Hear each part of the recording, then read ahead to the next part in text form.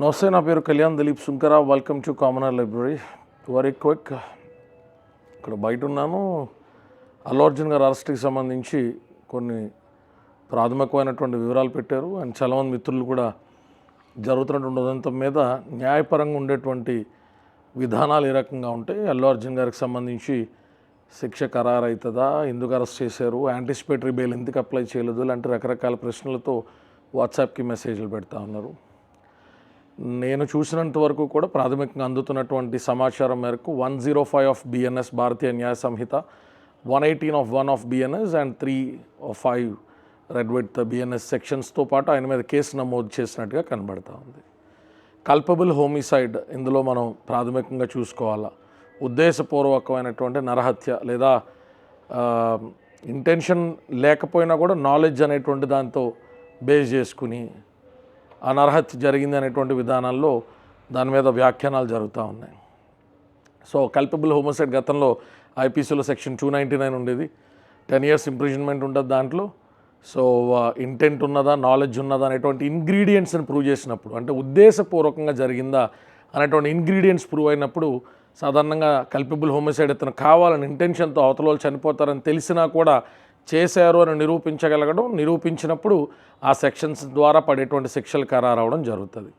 అయితే అందరికీ తెలుసు, సంధ్యా థియేటర్లో దురదృష్టవశాత్తు సోదరి రేవతి గారు దుర్మరణం, అక్కడ తొక్కిసలాట్లో, అలాగే వారి తనయుడు కూడా క్షతగాత్రులు అవడం, తర్వాత ఆయన పరిస్థితి అందరికీ కూడా విదితమే.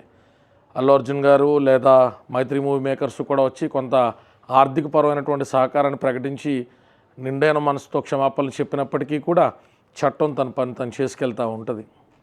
అయితే ఇందులో చాలా విషయాలు న్యాయపరమైనటువంటి చర్చకు వస్తూ ఉంటాయి. ఎందుకంటే అసలు ముందుగా అట్లాంటి రద్దీ అయిన ప్రదేశంలోకి ఎందుకు వెళ్ళారని సామాన్యులు అడగడానికి ఉండదు. సినిమా అనేటువంటిది ఒకసారి బెనిఫిట్ షో పర్మిషన్స్ అనేటువంటివి పొందారు అంటే ఎవరైనా వెళ్ళొచ్చు. అయితే అక్కడ ఉన్న పౌరులకి చాలా చక్కటి ఆ వినోదాన్ని అందించి జాగ్రత్తగా పంపాల్సినటువంటి బాధ్యత ఆ ప్రాంత పోలీస్ స్టేషన్కి సంబంధించినటువంటి లా అండ్ ఆర్డర్ పోలీసుల పరిధిలో ఉంటుంది. ఎంతమంది వస్తారనేటువంటిది ప్రతి కొత్త సినిమాకి, ప్రముఖమైన సినిమాలకి, హీరోల సినిమాలకి సంబంధించి సంధ్యా థియేటర్ అంతా కిక్కిరిసిపోద్ది అనేటువంటి సంగతి హైదరాబాద్లో ఉండేటువంటి ప్రతి ఒక్కరికి, ఆ సికింద్రాబాద్ పరిసర ప్రాంతాల్లో ఉండే ప్రతి పోలీస్ స్టేషన్కి కూడా తెలుసు. చికటపల్లి మొదలుకొని ఓయూ క్యాంపస్ దాకా ఉండే ప్రతి పోలీస్ స్టేషన్కి ఏదైనా ప్రముఖమైన హీరోకి సంబంధించిన సినిమా వచ్చినప్పుడు ఎంత దారుణంగా ఉంటుంది అక్కడ పరిస్థితి అనేది తెలుసు. అయితే ఇందులో ఆయన ఒక నటుడుగా ఆయన కుటుంబంతో చూడడానికి వెళ్ళినప్పుడు కూడా ఖచ్చితంగా ఆయన ఇంటిమేట్ చేయాలా అంటే చాలామంది నటులు ఇంటిమేషన్ లేకుండా వెళ్తారు, సినిమా చూస్తారు, వచ్చేస్తారు. అల్లు అర్జున్ గారు అక్కడ ఉన్నటువంటి ఫ్యాన్స్ తాకిడి ఏదైతే ఆయన కారు మీదకి ఒక్కసారిగా వచ్చి పడ్డటువంటి సందర్భంలో వారందరికీ కూడా కరతాన ధోరణుల మధ్య, వాళ్ళ కేరింతల మధ్య కూడా ఆయన ఆనంద క్షణాలను పంచుకోవడం కోసం ఒకసారిగా కార్ రూఫ్ ఎక్కినప్పుడు తొక్కిసలాట జరిగింది అనేటువంటిది ఎఫ్ఐఆర్లో చెప్తున్నటువంటి విధానం. అల్లు అర్జున్ గారి తరపు న్యాయవాదులు కూడా ఇందులో వాస్తవాలు, పాజిబిలిటీసు, అప్రహెన్షన్సు, అలాగే పర్సెప్షన్సు ఏవి చోటు తీసుకున్నాయి, అసలు ఇందులో అల్లు అర్జున్ అనేటువంటి వ్యక్తిని ఇప్పుడు ఈ మాస్ కేర్లో ఆయన కూడా భాగస్వాములు చేయాలా, ఆయన రెస్పాన్సిబిలిటీ కూడా హోల్డ్ చేయాలా, తదితర అంశాలన్నీ కూడా ఎవరైతే వారి తరపు న్యాయవాదులు ఉంటారో వారు కోర్టుకి వెళ్ళినప్పుడు వారు ఇటు కూడా ప్రస్తావిస్తారు. అయితే ఖచ్చితంగా ఇది తప్ప ఒప్ప అనేటువంటిది మనం మాట్లాడుకుంటా ఉంటే, అల్లు అర్జున్ అనేటువంటి వ్యక్తి అక్కడ ర్యాలీ తీయడానికి పోలా. అల్లు అర్జున్ అనేటువంటి వ్యక్తి అక్కడ ఇంటెన్షనల్గా సినిమాకి సంబంధించినటువంటి సెలబ్రేషన్స్ చేసుకోవడానికి పోయినట్టుగా మనకున్నటువంటి వీడియోల ద్వారా కనపడట్లా. ఆయన ఆలోచితంగానో అనాలోచితంగానో ఆయన అభిమానుల యొక్క ఆ ఆనందాన్ని, అక్కడి నుంచి కారు కథలను పోతున్నటువంటి ఆ ఇబ్బందిని కూడా ఆయన అధిగమించడం కోసం, మరి వాళ్ళ అభిమానులు ఒక ఆనందాన్ని, తన ఒక ఆనందాన్ని కూడా పంచుకోవడం కోసం ఆ కార్ రూఫ్ ఎక్కడం అనేటువంటిది అక్కడ ఒక్కసారిగా తొక్కిసలాట జరిగింది అంటున్నారు. ఎనీవేస్, ఆమె మరణించినటువంటి post mortem report, this all subjected to the evidences submitted to the court. ఇప్పుడు దాకా మనం టీవీల్లో కానీ ఎక్కడైనా కానీ చెప్పే మాధ్యమాల్లో కానీ మాట్లాడే విషయాలన్నీ కూడా, ఈ ప్రచార మాధ్యమాల్లో మాట్లాడే విషయాలన్నీ కూడా ఇవన్నీ మన వ్యక్తిగతమైన అభిప్రాయాలు. కోర్టుకి సబ్మిట్ చేసేటువంటి డీటెయిల్స్ ప్రకారం ఆమె ఎన్నింటికి చనిపోయింది, అల్లు అర్జున్ గారు ఎన్నింటికి వచ్చారు, ఆయన రోడ్డు మీద ఎన్నింటికి కారు ఎక్కారు, ఇట్లాంటివన్నీ కూడా corroborate evidences and direct evidences అన్నీ కూడా కొరిలేట్ చేసుకున్న తర్వాతే కోర్టు ఒక అభిప్రాయానికి వచ్చేటువంటి అవకాశం ఉంటుంది. ఇది యాంటిసిపేటరీకి ఎందుకు అప్లై చేయలేదు వాళ్ళు బెయిల్ అంటే, నాకు తెలిసి ఎఫ్ఐఆర్ నమోదు చేసినటువంటి తర్వాత వితౌట్ ఎనీ నోటీస్ డైరెక్ట్గానే టాస్క్ ఫోర్స్ పోలీసులో లేకపోతే చికటపల్లి సంబంధించినటువంటి పోలీసులు స్పెషల్ పార్టీ ద్వారా అల్లు అర్జున్ గారి ఇంటికి వెళ్ళి 10 years ఉన్నది కాబట్టి ఆయన్ని 41A నోటీసు లేకపోతే 35(3) గతంలో 299 IPC ఉన్నప్పుడు 41A నోటీసు ఇచ్చే అవకాశం అప్పుడు కూడా లేదు. ఎందుకంటే 7 years అండ్ అబోవ్ ఉన్నటువంటి వాటిల్లో సాధారణంగా డిటైన్ చేస్తారు. డిటైన్ చేసి కొన్ని ప్రత్యేకమైన సందర్భాల్లో పోలీసులు నిజంగానే ప్రైమా ఫేసియా కూడా ఎస్టాబ్లిష్ అవ్వట్లేదు, బట్ డిఫాక్టో కంప్లైంట్ నుంచి ఒత్తిడి ఉన్నదన్నటువంటి సందర్భంలో మాత్రమే కొన్ని సందర్భాల్లో 7 years దాటినాటిల్లో కూడా అపాన్ కాలింగ్ ది అక్యూజ్డ్ వారు ఇచ్చినటువంటి వివరణ సంతృప్తికరంగా ఉన్నప్పుడు వారిని కూడా నోటీస్ ఇచ్చి వారిని కోర్టుకు హాజరు కామని చెప్పి పంపించినటువంటి సందర్భాలు ఉంటాయి తప్ప సర్వసాధారణంగా అరుణేష్ కుమార్ లాంటి జడ్జిమెంట్లు ఇలాంటి వాటిల్లో పనిచేయవు. సో కల్పబుల్ హోమిసైడ్ అనేటువంటి సెక్షన్ ఉన్నది కాబట్టి 105 of BNS కానీ 118 of BNS లాంటివి ఉన్నాయి కాబట్టి ఖచ్చితంగా అతన్ని 118 ఇటుగుడి ఏదో మారణాయుధాలతోనో లేకపోతే ఇంకో దానితోనో అక్కడ జరిగిన ఉదంతం ఏమీ లేదు. కదే అక్కడ జరుగుతున్నటువంటి ఘర్షణ నిమిత్తం అందుబాటులో ఉన్నటువంటి ఆ సెక్షన్ నమోదు చేసినట్టు కనబడతా ఉంది. మరిన్ని వివరాలు ఎఫ్ఐఆర్లో ఉన్నటువంటి ఇంగ్రీడియంట్స్ చూసిన తర్వాతే ఖచ్చితంగా వారి అడ్వకేట్స్ తీసుకున్నటువంటి వాదన వాళ్ళు తీసుకున్నటువంటి సైడ్ ఏంటనేటువంటి చూసిన తర్వాతే in the course of time దాని గురించి సవివరంగా మనం మాట్లాడుకోవాలి.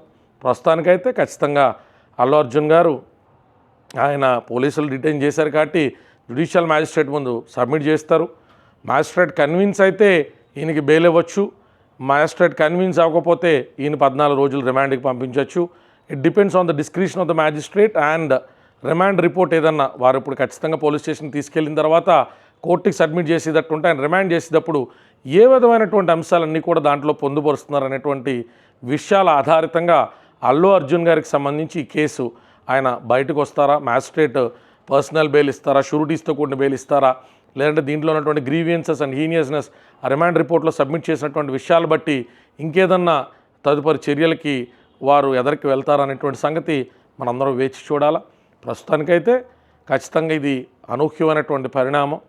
ఒక పక్కన వారి సొంత కుటుంబ సభ్యులు ఆంధ్రప్రదేశ్లో ఉప ముఖ్యమంత్రిగా ఉన్నప్పటికీ మరి వేరొక కుటుంబ సభ్యులు కూడా నూతనంగా మళ్ళీ మంత్రి పదవి అనేటువంటిది ఏపీ క్యాబినెట్లో తీసుకుంటున్నటువంటి సందర్భంలో కూడా తెలంగాణ రాష్ట్రంలో ఈ రకంగా జరుగుతుందని చాలామంది అడుగుతున్నప్పుడు మంత్రులు లేకపోతే ఇంకొకళ్ళు కూడా ఇన్ఫ్లుయెన్స్ చేయగలిగేది ఏముంటుంది. ఇప్పుడు పబ్లిక్ స్పేస్లోకి వచ్చి పబ్లిక్ డొమైన్లో ఒకసారి ఎగ్జిబిట్ అయిన అంశం మీద రాజకీయపరమైన జోక్యం చేసుకునేటువంటి అవకాశం ఎంత మేరకు ఉంటుంది.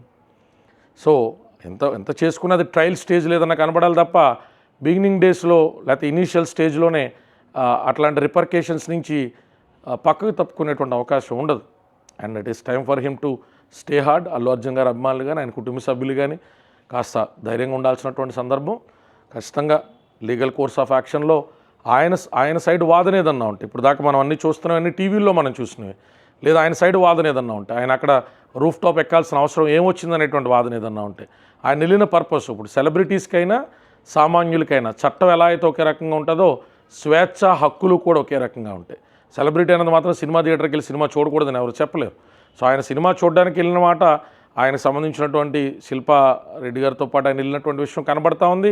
వెళ్ళిన తర్వాత తొక్కిసలాట ఆయన ఇంటెంట్ ఆయన నాలెడ్జ్ లేకుండా జరిగింది అనేటువంటిది ఎస్టాబ్లిష్ చేసుకోగలిగినప్పుడు ఖచ్చితంగా ఆయనకి లీగల్ రెమెడీ దొరికేటువంటి అవకాశం ఉంటుంది. సో ఏది ఏమైనప్పటికీ ఒక రోజు గడిచిన తర్వాత మాత్రమే రీసెంట్ ఇంప్రూవ్మెంట్స్ మీద మనం దీని గురించి మాట్లాడుకునే అవకాశం ఉంటుంది. సో మన కామన్ లైబ్రరీ వీక్షకులకి ప్రాథమికంగా ఇన్ఫర్మేషన్ కావాలని అడిగిన దానికి గాను నాకు అందుబాటులో ఉన్నటువంటి సమాచారం మేరకు నేను మీకు ఈ విషయాలు వివరించడం జరుగుతున్నది. జై భీమ్, జై భారత్.